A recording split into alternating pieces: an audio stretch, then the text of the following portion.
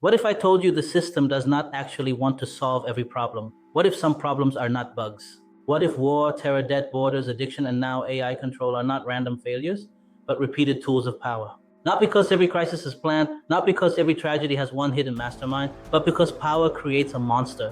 Today, I want to decode the real world through the lens of history and anime, and then I want to show you the alternative.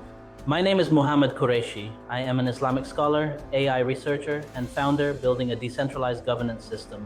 Every empire needs a story: civilization, security, freedom. The words change, but the structure stays the same. The same powers that claim to fight instability have often funded instability when it served them. This is documented history.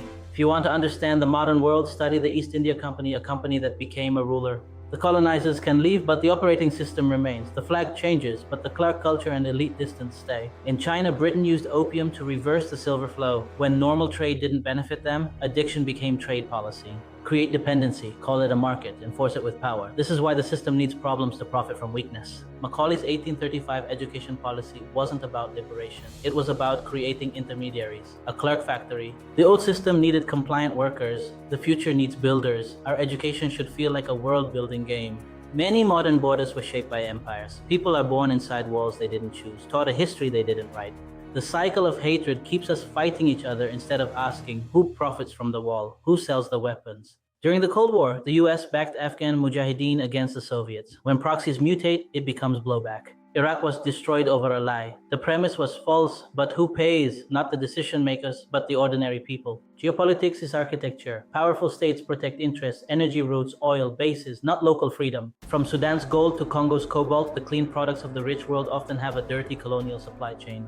The UN Security Council has a five elders problem. 5 nations hold permanent veto power. It's privilege, not equality.